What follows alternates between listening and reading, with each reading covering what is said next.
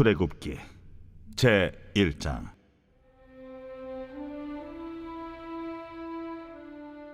야곱과 함께 각각 자기 가족을 데리고 애굽에 이른 이스라엘 아들들의 이름은 이러하니 루벤과 시므온과 레위와 유다와 이사갈과 스불론과 베냐민과 단과 납달리와 갓과 아셀이요. 야곱의 허리에서 나온 사람이 모두 70이요 요셉은 애굽에 있었더라. 요셉과 그의 모든 형제와 그 시대의 사람은 다 죽었고 이스라엘 자손은 생육하고 불어나 번성하고 매우 강하여 온 땅에 가득하게 되었더라. 요셉을 알지 못하는 새 왕이 일어나 애굽을 다스리더니 그가 그 백성에게 이르되, 이 백성의 이스라엘 자손이 우리보다 많고 강하도다. 자, 우리가 그들에게 대하여 지혜롭게 하자. 두렵건대 그들이 더 많게 되면 전쟁이 일어날 때 우리 대적과 합하여 우리와 싸우고 이 땅에서 나갈까 하노라. 감독들을 그들 위에 세우고 그들에게 무거운 짐을 지워 괴롭게 하여 그들에게 바로를 위하여 국고성 비돔과 라암셋을 건축하게 하니라. 그러나 학대를 받을수록 더욱 번성하여 퍼져나가니 애굽 사람이 이스라엘 자손으로 말미암아 근심하여 이스라엘 자손에게 일을 엄하게 시켜 어려운 노동으로 그들의 생활을 괴롭게 하니 곧 흙 이기기와 벽돌 굽기와 농사의 여러 가지 일이라. 그 시키는 일이 모두 엄하였더라. 작년부터 시작된 코로나 바이러스가 벌써 1년이 넘어가고 있습니다. 우리는 이 코로나 환경으로 인해서 많은 변화가 있었습니다. 예배를 보자면 우리는 온라인 예배를 드리게 되었고, 또한 가정을 보자면 그토록 함께하고 싶었던 아이들과 부모님이 늘 함께하는 시간을 가질 수 있었습니다. 또한 직장은 자택근무로 바뀌게 되고, 또한 사업체를 갖고 있는 분들은 많은 손님들이 줄어드는 어려움을 겪곤 했습니다. 우리는 1년 동안 많은 변화를 경험했지만 오늘 말씀을 보면 400년이라는 시간 동안 놀라운 변화가 있다는 것을 볼 수 있습니다. 이 창세기를 보면 이 요셉의 이야기로 마지막이 끝나게 되는데요. 요셉이 애굽의 노예로 팔려가서 하나님의 형통함으로 인해서 그가 애굽의 총리가 되어 7년의 기근 동안 이 형들과 아버지를 다시 만나게 되고 하나님의 은혜 가운데 고센 땅에서 그들이 살게 됩니다. 오늘 말씀을 보면 그들이 고센 땅, 바로 애굽에서 산 지 400년이 흐른 후부터 출애굽기는 시작되는 것을 볼 수 있습니다. 오늘 말씀을 보면서 저는 이들의 변화를 살펴보면서 이들의 변화 가운데 하나님께서 우리에게 무엇을 말씀하신지를 깨닫는 시간 되기를 원합니다. 첫 번째로 그들에게 가장 큰 변화는 인구의 변화였습니다. 7절 말씀에 이스라엘 자손은 생육하고 불어나 번성하고 매우 강하여 온 땅에 가득하게 되었더라. 방금 읽었던 말씀을 원어로 보면 비슷한 4가지의 동사가 반복되는 것을 볼 수 있습니다. 생육하고 불어나 번성하고 매우 강하여. 이 4가지의 동사를 종합해 보면 이스라엘이 큰 민족이 되었다라는 것을 강조하고 있습니다. 이것은 그들의 성취가 아니었습니다. 이것은 하나님의 약속의 성취였습니다. 하나님께서는 야곱을 부르시고 이제 더 이상 야곱이라 부르지 않고 이스라엘이라고 말씀하십니다. 또한 이스라엘이 자기의 소유로 택함을 받았다라고 말씀하셨습니다. 택함받은 이스라엘이 요셉을 통해 애굽으로 내려올 때 하나님께서는 그에게 이렇게 말씀하십니다. 두려워하지 말라. 내가 거기서 너로 큰 민족을 이루게 하리라. 여기서 중요한 것은 야곱이 이방 땅 애굽으로 내려갈 때 하나님의 말씀입니다. 두려워하지 말라.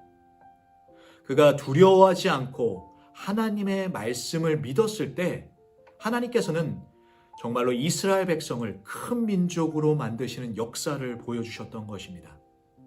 이처럼 하나님께서는 우리에게도 동일하게 말씀하십니다. 두려워하지 말라. 우리가 두려움을 붙잡는 것이 아니라 하나님의 말씀을 붙잡고 믿을 때 우리는 하나님의 그 놀라운 역사를 경험할 수 있는 것입니다. 두 번째로 그들에게 큰 변화는 이 요셉을 모르는 왕의 등장에 있습니다. 요셉을 알지 못하는 새 왕이 일어나 애굽을 다스리더니 그가 그 백성에게 이르되 이 백성 이스라엘 자손이 우리보다 많고 강하도다. 자, 우리가 그들에게 대하여 지혜롭게 하자. 두렵건대 그들이 더 많게 되면 전쟁이 일어날 때 우리 대적과 합하여 우리와 싸우고 이 땅에서 나갈까 하노라 하고, 요셉이 섬기던 힉소스 왕조가 붕괴되고 새 왕이 등장합니다. 이 왕은 요셉을 알지 못했고 또한 이스라엘의 하나님을 알지 못했습니다.